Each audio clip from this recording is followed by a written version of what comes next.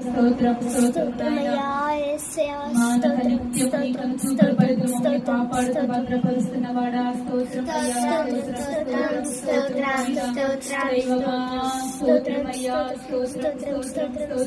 ప్రతి ఒక్కరు కూడా ఎవరు మౌనంగా ఉండదు. స్తోత్రం చెప్పండి. ప్రతి ఒక్కరు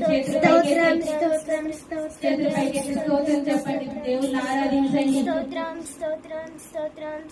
విజ్ఞాపన సన్నిధిలో చేస్తున్న ప్రతి విజ్ఞాపనను ఆయన ఆలకించి ఆమేనన్నట్లుగా ఆయన సన్నిధి నుంచి ఆయన సమాధానం ఇచ్చినట్లుగా మనం చేసే ప్రతి ప్రార్థన విజ్ఞాపనకు ఆయన ఈ క్షణమంతే కార్యాన్ని ప్రారంభించినట్లుగా ప్రతి ఒక్కరు కూడా దేవుని సన్నిధిలో ఎవరు మౌనముగా ఉండక స్తోత్రం చెల్లిద్దాం.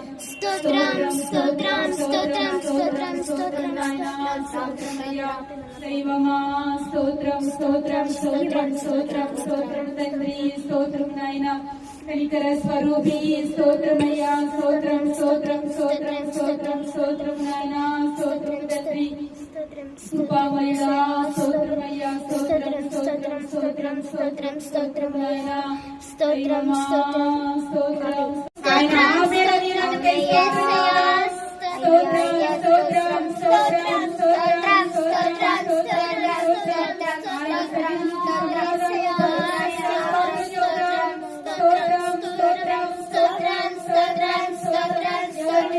ప్రార్థించాము. వారి కుటుంబాల్లో వారి జీవితాల్లో దేవుడు నెమ్మదిని కలుగు చేసినందుకై స్తోత్రం చెబుదాం.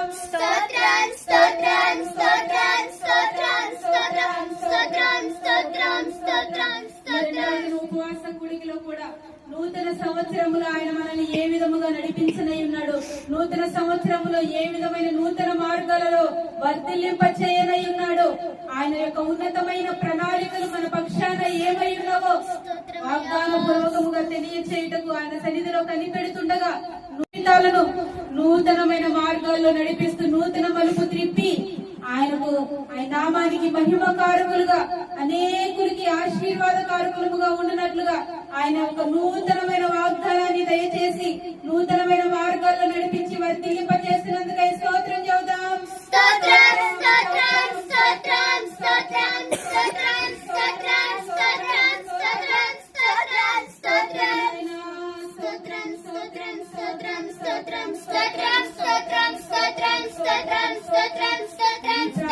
కూడికలో ఎంతమంది అయితే పాల్గొంటున్నారు వారందరినీ కూడా దేవుడు దీవించలాగున వారి కుటుంబాల్లో నెమ్మదిని కలుగు చేయలాగున స్తోత్రం చెబుదాం.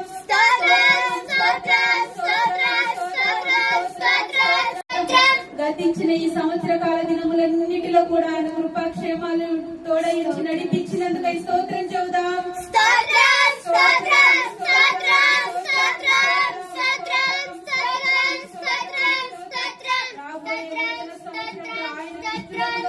ఆయన నామానికి మహిమకారకులుగా జీవించే కృపను అనుగ్రహిస్తున్నందుకై స్తోత్రం చెబుదాం.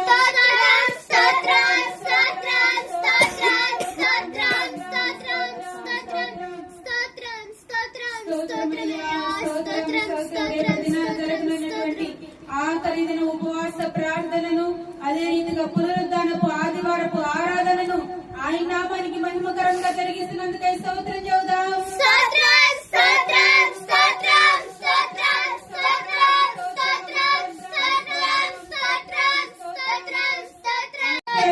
నామ మహిమైశ్వర్యములు తీరుస్తున్నందుకై స్తోత్రం చెబుదాం.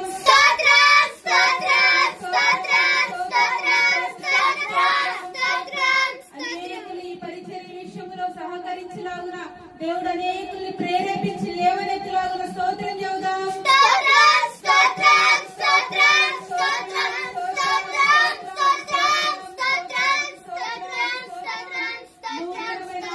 చేర్చబడినట్లుగా కేవలం దేవుని నామ మహిమార్థమై ఈ పరిచర్య కొనసాగించబడినట్లుగా వృద్ధి చెందినట్లుగా దేవుని నామానికి స్తోత్రం చెబుదాం.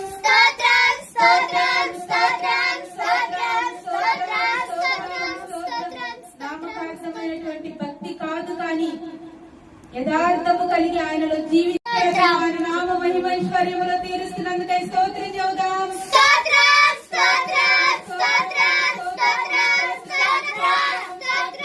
అనేకులు ఈ పరిచర్య విషయంలో సహకరించలాగున దేవుడు అనేకుల్ని ప్రేరేపించి లేవనెత్తలాగున స్తోత్రం చెబుదాం.